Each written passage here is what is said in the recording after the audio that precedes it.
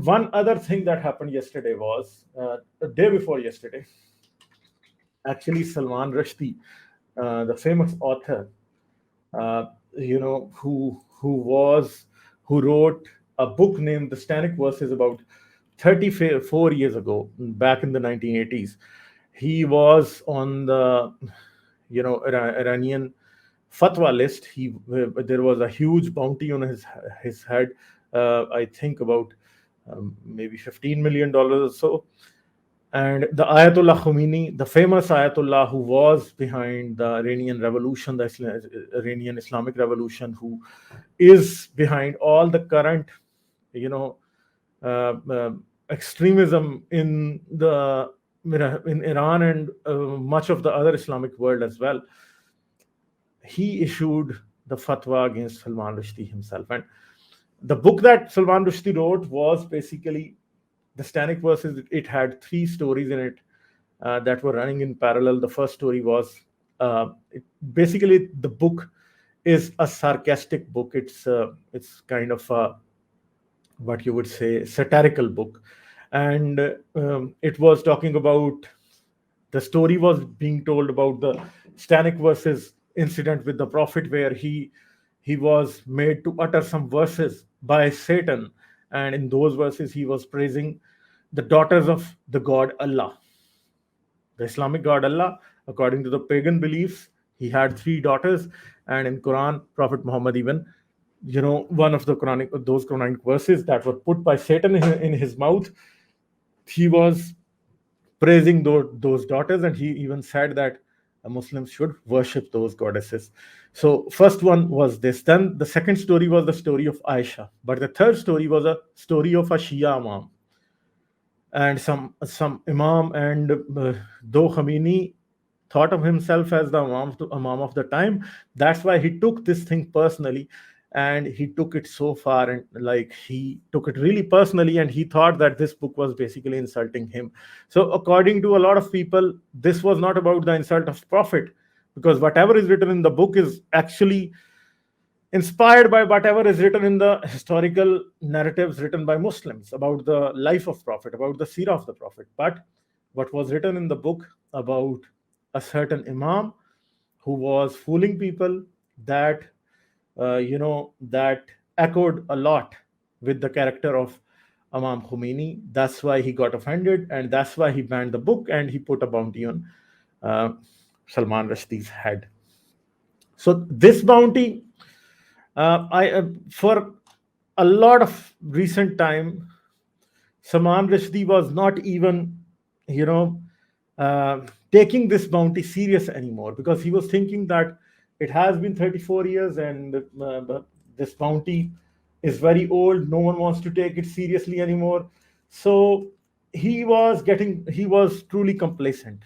He used to live in the Great Britain, but now he was living in United States. There was security, but he was not taking it very seriously.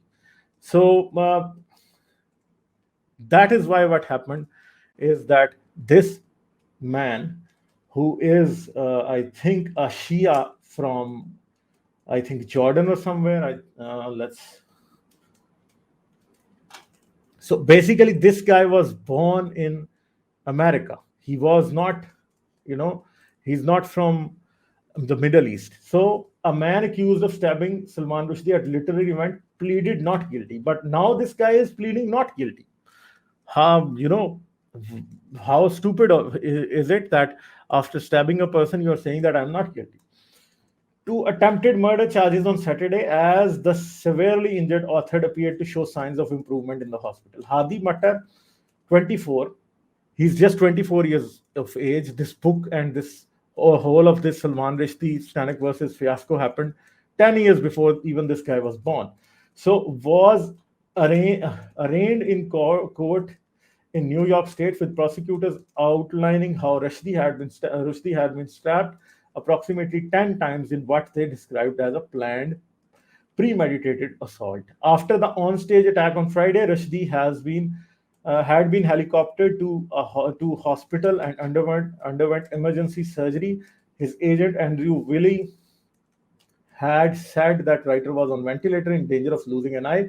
But in an update on Saturday, he told the New York Times that Rushdie had started to talk again, suggesting his condition has improved. And that's a sigh of relief that Salman Rushdie has now improved. So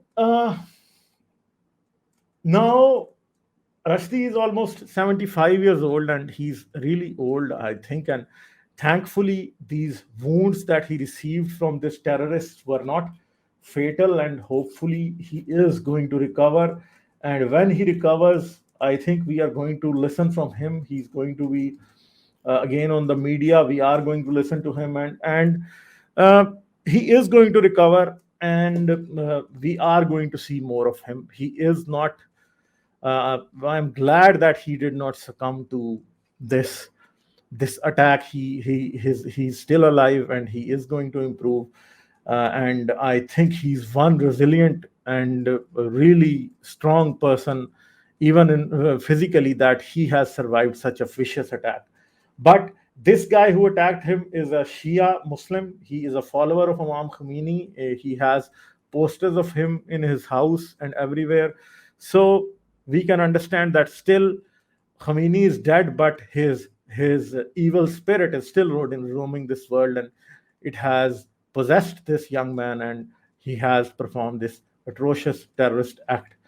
But on the other hand, activists like myself who criticize Islam have been really baffled by this. But are we going to stop? The answer is no. No one. I happen to know a lot of activists, and none of them is willing to stop what they're doing right now. And because of what has happened, we feel more obligated to do what we are doing, and we are going to keep doing this because we know that what we are doing is an essential service for humanity. uh, all religions are dogmatic, but Islam has a special place in dogmatic extremism around the world. All these violent terrorist attacks, all of this violence that goes on, this threatening behavior that I face every day in my comment box and in my live chats, all of that comes from the religion of Islam. It is directly coming from the Prophet of Islam. And Islam is a religion that is extremely intolerant to difference of opinion. Anyone who keeps a different opinion about Islam and the holy personalities of Islam, they automatically have a target on their back. If you criticize this religion, you criticize the Prophet. If you discuss his life and what things he did in his life and how he handled different human matters, how he used violence to propagate cultish his cult around the world, that is really, really a problem. And anyone who has ever criticized Islam does have this target that Rushdie had on his back. Maybe Rushdie had a really huge target on his back because he did it before anyone else. This was maybe the first international fatwa that was issued by an Islamic state against a blasphemer, anyone who they termed as a blasphemer. And Rushdie has faced threats all his life for this book named The Stanic Verses. And even Rushdie says that it is not his best work. But for the work that he does not even consider his best work, his life has been threatened the most.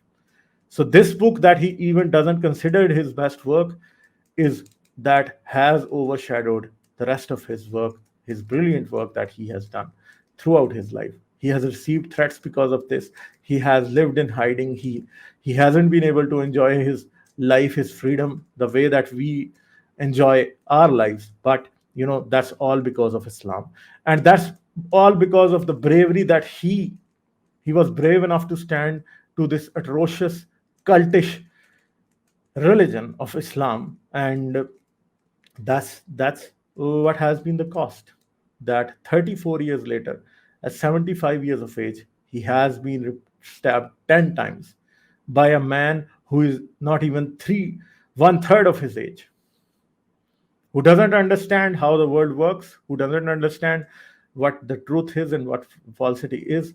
Islam, like every other religion, is a lie, is an insult to humanity, and it has done what is extremely, extremely horrible throughout the centuries, and it is continuing to do that. No, a person coming from Pakistan like myself knows how horrible Islam can be.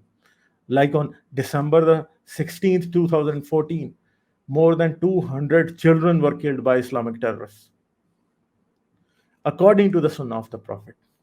Because the Prophet killed the youngsters of Banu Qurayza, a Jewish tribe that lived in Medina, who Prophet Muhammad did not like very much. He committed a Jewish genocide at that time. He killed between 600 to 900 men, and he sold all the women and children as slaves. So it was more than 2,000 souls that were forsaken by Prophet Muhammad, that were put on a death row, that were sexually assaulted, sold as sex slaves and domestic slaves to the Arabs in the Arabian Peninsula. So Medina was wiped clean of the Jews by Prophet Muhammad. And how can you say that Muhammad was any better than Adolf Hitler? So, if Prophet Muhammad had the capability or the power to kill 6 million Jews, definitely he might have done that. But he only had maybe 2,000 souls on his disposal, out of whom he killed every man, every young man who had pubic hair. Any boy who had hit puberty, had pubic hair, was killed by Prophet Muhammad, after the Battle of the Trench. And this is the example that was followed by the Taliban attackers in Army Public School, Peshawar, on 16th of December 2014. They opened they made the boys remove their pants and looked if they had pubic hair, they would shoot them. If they did not have pubic hair, they would not shoot them. They even burned one of the teachers alive, one of the female teachers who was trying to save the boys from these Taliban terrorists. She was soaked in kerosene oil and burned alive in front of her own students. So this is what they did. So if anyone says that Rushdie was wrong in writing this book, The Satanic Verses, I think he was absolutely right. And Rushdie did not discuss the worst deeds done by Prophet Muhammad. There is far worse that he has done. The massacre of Banu Qurayza is just one example of what he did, what crimes he committed against humanity. If you want to categorize Prophet Muhammad among the kind of people that the similar kind of people that were close to him, he would be placed next to Stalin and Hitler and maybe other dictators and extremely brutal people in the world. But the problem is none of those people claim to be a prophet. He claimed to be a prophet. That's what makes him even more horrible. That is the reality of Prophet Muhammad.